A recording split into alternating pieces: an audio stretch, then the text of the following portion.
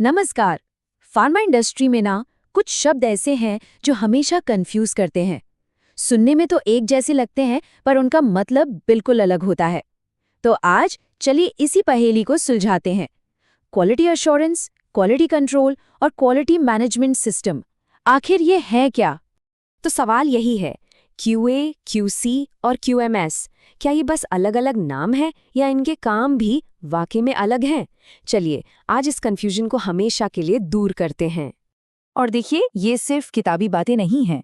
इन concepts को ठीक से न समझना असल में बड़ी बड़ी कंपनियों के रेगुलेटरी ऑडिट में फेल होने की सबसे बड़ी वजहों में से एक है, और इसके जो नतीजे होते हैं वो काफ़ी गंभीर हो सकते हैं। तो चलिए एक एक करके इन तीनों को समझते हैं।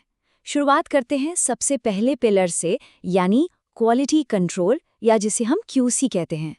क्वालिटी कंट्रोल को ना एक तरह से प्रोडक्ट का डिटेक्टिव समझिए। इसका सीधा काम प्रोडक्ट की जांच करना है।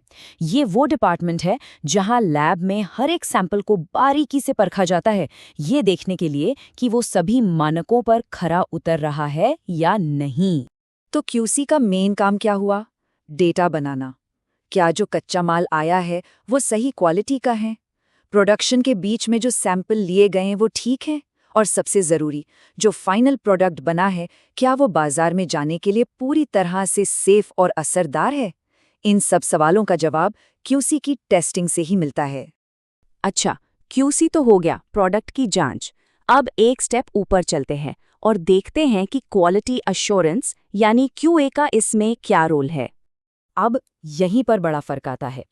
क्यूसी का फोकस था प्रोडक्ट पर, लेकिन क्यूए का फोकस है पूरी की पूरी प्रोसेस पर। क्यूए का काम ये पक्का करना है कि क्वालिटी को प्रोडक्ट में बाद में टेस्ट न किया जाए, बल्कि उसे बनाने की प्रक्रिया में ही बनाया जाए। मतलब क्वालिटी शुरुआत से ही सिस्टम का हिस्सा हो। और मजे की बात यह है कि क्यूए उस डेटा का इस्तेमाल करता है जो क्यूसी ने तैयार किया है। उस डेटा को रिव्यू करके क्यूए बड़े फैसले लेता है, जैसे क्या एक बैच को मार्केट में भेजने की मंजूरी दी जाए। ये फाइनल कॉल क्यूए का होता है।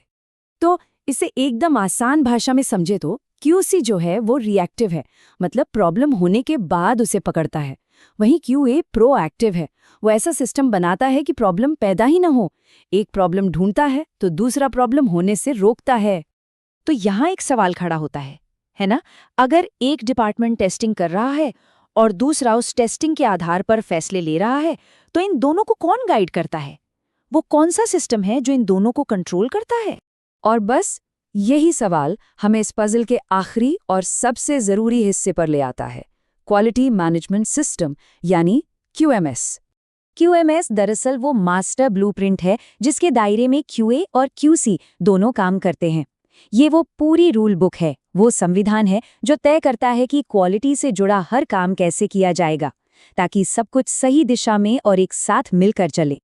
तो अब सवाल उठता है कि ये पूरा सिस्टम, ये क्यूएमएस आखिरकार इतना जरूरी क्यों है?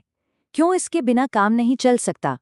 जरा सोचिए, अगर क्यूसी अपनी टेस्टिंग परफेक्ट तरीके से करे और क्यूए भी एकदम सही फैसले लें, लेकिन कोई ऐसा सिस्टम ही न हो जो गलतियों से सीखे और उन्हें सुधारे, तो क्या होगा? सीधी सी बात है, वही गलतियां बार बार होती रहेंगी।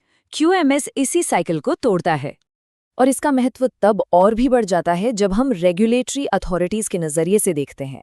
उन्हें किसी प्रॉब्लम का एक बार का फिक्स नहीं चाहिए। वो एक ऐसा मजबूत टिकाऊ सिस्टम देखना चाहते हैं जो पक्का करे कि वो प्रॉब्लम दोबारा कभी ना हो। तो कुल मिलाकर बात यह है कि एक अच्छा क्यूएमएस क्वालिटी को बस कुछ अलग अलग कामों तक सीमित नहीं रखता, बल्कि उसे कंपनी के कल्चर का, उसकी संस्कृति का हिस्सा बना देता है। यही कंप्लायंस को सस्टेनेबल यानी टिकाऊ बनाता है। और आखिर में एक सवाल जो हर ऑर्गेनाइजेशन को खुद से पूछना चाहिए कि उनके यहाँ क्वालिटी क्या है? क्या वो सिर्फ एक टेस्ट है, एक चेकलिस्ट पर टिक मार्क है, या फिर वो कंपनी के काम करने के तरीके का, उसकी संस्कृति का एक अटूट हिस्सा है? क्योंकि असली सफलता का राज इसी एक सवाल के जवाब में छिपा है।